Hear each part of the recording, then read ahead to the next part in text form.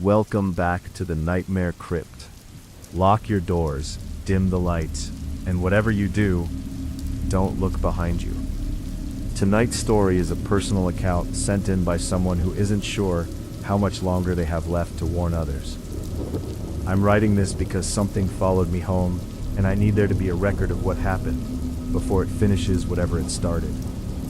If you've ever driven through a coastal town that feels like it missed a turn in time, where the buildings look tired instead of old, and the people look like they're wearing themselves wrong, you'll understand why I didn't stop at first. I should have kept driving, I know that now. But curiosity is a quiet thing. It doesn't scream, it just nudges. And once you give it a mile, it takes everything else. I don't know when the point of no return was. Sometimes I think it was the moment I crossed the bridge into that town.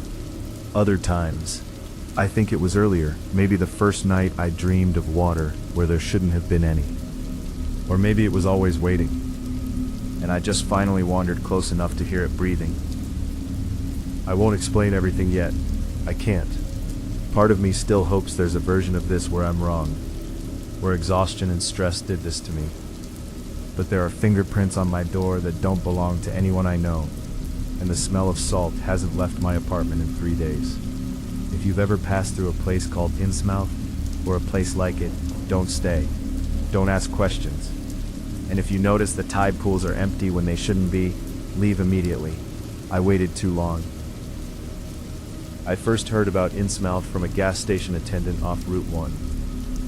I was halfway through a solo road trip up the New England coast, killing time between freelance jobs.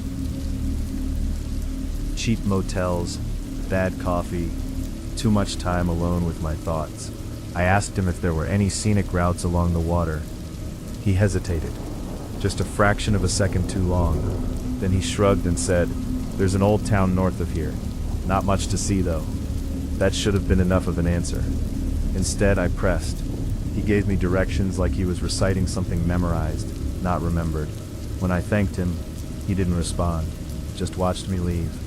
The road into Innsmouth narrowed until the trees pressed in on both sides, pines mostly, dense. The air changed too, not colder, heavier, thick with the smell of wet stone and rot, like seaweed left too long in the sun. The town itself looked abandoned at first glance. Buildings sagged inward, like they were tired of holding themselves up. Windows were either boarded, were so filthy they reflected nothing. There were cars parked along the street, but no movement, no sound except the distant crash of waves I couldn't see. I told myself it was just another dying town. America's full of them. I parked near what used to be a main street and stepped out. The silence hit me immediately. Not peaceful silence, empty silence. The kind that makes your ears strain for proof you're not alone. I walked. My footsteps echoed too loudly. I passed a diner with a faded sign, a hardware store with rusted tools displayed like museum pieces, and a church that leaned slightly toward the ocean, as if listening. People were there. I noticed that after a few minutes. They stood in doorways or sat on benches, watching without really looking. Their eyes lingered a second too long. Their faces were off, not deformed, just wrong in subtle ways. Too wide at the mouth, too smooth around the eyes, like expressions learned instead of lived. When I nodded to one man, he nodded back half a second later, perfectly mirroring me. That unsettled me more than if he'd ignored me. I didn't stay long that first day. I took a few photos, told myself I'd found the creepy coastal town I'd been craving, and drove to a motel 20 miles south. That night, I dreamed of water rising inside my chest. I woke up coughing, my throat burning like I'd swallowed seawater. The smell lingered, salt and something metallic. I checked the room, no leaks, no open windows. Still, I slept sitting up the rest of the night. The next morning, I should have left the area entirely. Instead, I went back. Innsmouth looked different in daylight. Worse. The ocean was visible now, a gray, endless sheet that moved without rhythm. The tide pools along the shore were empty, not just low, empty. No shells, no crabs, no birds picking through them. That's when I noticed the sound. A low, steady noise, not quite wind, not quite waves, more like breathing, stretched across miles. I told myself it was the surf echoing between rocks. I told myself a lot of things back then. I stopped at a small general store. Inside, the shelving was stocked but dusty, like no one ever bought anything. A bell rang when I entered, sharp and loud in the quiet. The woman behind the counter looked up slowly. Her eyes were unblinking, pale. She smiled, and it took effort, like she was pulling the expression into place. "Passing through?" she asked. Her voice was wet. I nodded, bought a bottle of water I didn't need just to justify being there. When she handed me my change, her fingers brushed mine. Cold, damp. "Don't stay after dark," she said casually, like she was commenting on the weather. I laughed. I don't know why. She didn't. Outside, I realized my hands were shaking. I went back to my motel and packed up, fully intending to leave for good. That's when I found the sand in my shoes. I hadn't been to the beach. That night I heard footsteps outside my door. Slow, wet, pausing right on the other side. I lay still, heart pounding so hard it hurt. I waited for a knock that never came. When the steps finally moved away, I didn't sleep at all. In the morning there were no footprints, just dent patches on the concrete that smelled like the ocean. I left before sunrise, or at least I thought I did. If you're still listening, now would be a good time to subscribe to Nightmare Crypt. Not because it helps the channel, but because stories like this have a way of coming back when you think you're done with them. I thought I was done. I was wrong. I thought I was done. I drove for nearly an hour before I realized something was wrong. The road should have curved inland. I'd checked the map twice before leaving. Instead, the trees thinned, the air thickened, and the smell of salt came back stronger than before, sharp enough to sting my nose. When I saw the water again, my stomach dropped. I pulled over so hard the tires screamed, got out, looked around. Same gray ocean, same low, steady sound, same stretch of rocky shoreline, Innsmouth. I stood there longer than I should have, trying to convince myself I'd made a wrong turn. But the road behind me was straight. No intersections, no exits, just forest pressing in on both sides like it was reclaiming something. I didn't scream. Not yet. I got back in the car and drove again, faster this time. I kept my eyes locked on the road, like if I didn't look around it couldn't happen again. It did. The third time I arrived back at the edge of town, I didn't stop the car. I just drove straight through, past the leaning church, past the diner, past the general store. That's when I noticed something new. The people were closer. They weren't standing in doorways anymore. They were on the sidewalks now. Some of them walking, all of them facing the road, watching me pass. Their heads turned in unison. I floored it. I don't remember leaving Innsmouth. I remember the road finally bending inland, the smell fading, the sound thinning out until it was just wind again. I remember laughing, short, broken bursts until my throat hurt. I didn't stop driving until I crossed into another state. I told myself it was over. That lie lasted about a week. I went home, back to my apartment, back to familiar streets and neighbors I recognized. I unpacked, did laundry, took a long shower, and stood under the water until my fingers wrinkled. The smell didn't wash off. Salt clung to everything, my clothes, my hair, my sheets. I scrubbed until my skin burned. It stayed. The first night back, I slept for maybe an hour. I dreamed of streets flooding slowly, water creeping under doors while everyone pretended not to notice. I woke up gasping, my mouth tasting like rust. Over the next few days, little things started to stack up. Sand in my sink, just a few grains at first, then more. My phone would buzz late at night with no notifications. When I checked the screen, it was always foggy, like condensation had formed on the glass from the inside. I stopped answering calls from unknown numbers after the third voicemail. They were all silent, not empty, silent. I could hear something on the line, a faint, rhythmic sound, like breath held too long. I tried to rationalize it. Stress, sleep deprivation. The trip had rattled me more than I wanted to admit. I cut back on caffeine, started jogging in the mornings, forced myself into normal routines. That's when the water started showing up where it didn't belong. I'd wake up to damp footprints on my kitchen floor. Not puddles, prints, bare feet. Too long, too wide at the toes. They always stopped just outside my bedroom door. I didn't call the police. I didn't even tell anyone. Saying it out loud would make it real, and part of me was still clinging to the idea that I could think my way out of this. I started keeping notes instead. Times, smells, sounds, patterns emerged. Every night, just before the footprints appeared, the apartment would go quiet in a way that felt forced. The hum of the fridge would cut out. The city noise outside would dull to nothing. Even my own breathing sounded too loud. Then came the sound from the walls. Not scratching, not knocking. Movement, like something heavy shifting just on the other side of the plaster. I pressed my ear against the wall once, immediately regretted it. The sound stopped the moment I touched it, like whatever was there had noticed me noticing it. I didn't sleep that night. The next morning, I found salt stains along the baseboards. By the end of the second week, I was barely functional. I'd lost weight. My hands shook constantly. Coworkers asked if I was sick. I told them I'd caught something on my trip. I wasn't lying.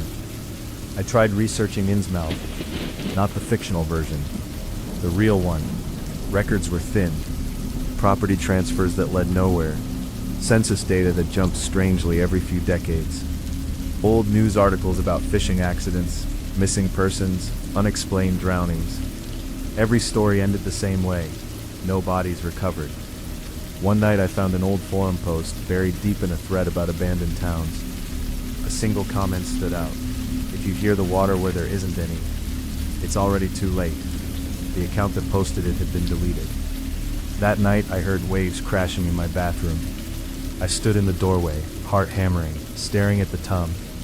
It was dry. The drain was clean. Still, the sound filled the room, echoing off the tile.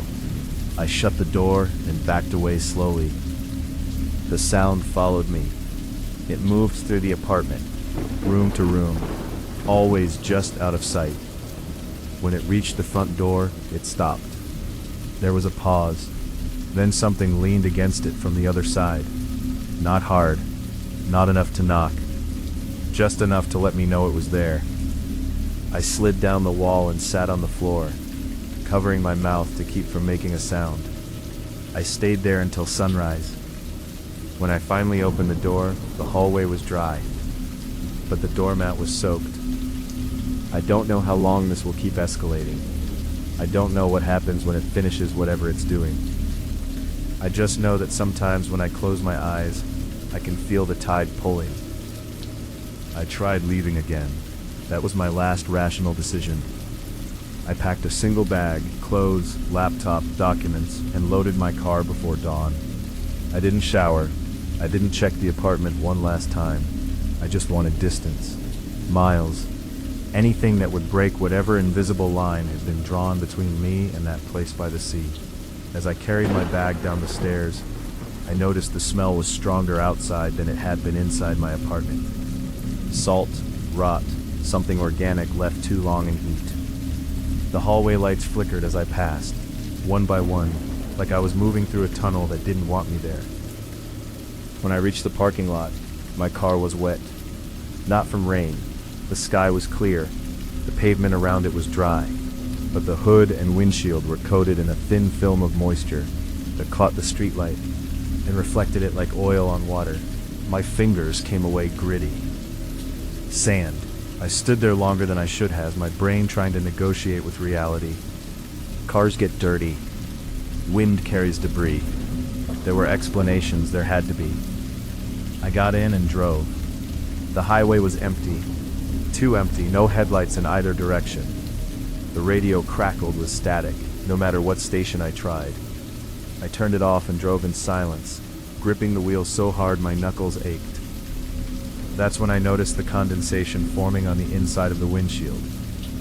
It spread slowly, like breath fogging glass, even though the heat was on full blast. I wiped it with my sleeve. The fog returned instantly. Then something traced a line through it, not a finger, too wide, too smooth. I jerked the wheel and nearly went off the road. Heart pounding so hard, I thought I might pass out. There was nothing on the windshield, nothing in the car. I sat there shaking, staring straight ahead, afraid to look anywhere else. After a minute, I forced myself to breathe, counted seconds, started the car again. That's when I heard it. Not a voice, not words, a pressure in my ears, like when you descend too fast in an airplane. My head throbbed. The road ahead shimmered, bending slightly, as if I were looking through heat. For a split second, just a fraction, I wasn't on the highway anymore. I was standing at the edge of water. Cold spray hit my face. The sky was the same dull gray I'd seen in Innsmouth, stretched endlessly in every direction. The sound was louder here, deep, layered, rhythmic. Then it was gone. I was back in my car, gasping, sweat soaking my shirt. I pulled over and vomited on the shoulder of the road. The smell hit me immediately. Not bile. Salt. I didn't get back in the car. I left it there and walked. I don't know how far I went. Miles blurred together. My legs burned. My lungs screamed. Every time I thought about stopping, the pressure in my head intensified, like something was tightening a grip. I collapsed near a rest stop, just as the sun was coming up. A truck driver found me. He asked if I was drunk. I told him I was sick. He wrinkled his nose and asked if I'd been fishing. I didn't answer. I stayed in a hospital overnight. Dehydration, exhaustion, elevated stress levels. That's what they wrote down. They gave me fluids and asked about drug use. I said no. They believed me. When I woke up the next morning, my shoes were damp. I checked myself out against medical advice and took a bus home. I didn't go back to my apartment. I stayed with a friend across town, just that I needed a place to crash for a few days. He noticed the smell but didn't comment, just opened a window. That night I lay awake on his couch, staring at the ceiling. Around 3 a.m., the apartment went quiet. Not asleep quiet, dead quiet. I felt it then. Not fear, certainty. A heavy, sinking certainty that something had found me again. I didn't move, didn't breathe. From the far end of the apartment, I heard movement. Slow, wet, measured. It stopped outside the guest room door. There was no knock. The door handle turned anyway. My friend shouted from his bedroom, groggy, confused, asked if I needed something. The handle froze. I don't know why, but I knew that if he opened his door, something terrible would happen. I forced myself to speak, voice cracking. "I'm fine," I said, just couldn't sleep. The apartment sounds returned all at once. The hum of electronics, the distant traffic, my own ragged breathing. In the morning, my friend asked why there were wet footprints in the hallway. I left without answering. I'm running out of places to go. Last night, I woke up choking. Water filled my mouth and nose. I thrashed, fell out of bed, clawing at the floor. When I finally sucked in air, I tasted metal and salt. The carpet was dry. My lungs still burned. I stumbled to the bathroom and stared at myself in the mirror. My eyes were bloodshot. Veins stood out too sharply. For a moment, just a moment, my reflection lagged behind my movements. I touched the glass. The reflection didn't. That's when the panic hit. Full body, animal panic. I screamed, smashed the mirror, glass rained into the sink.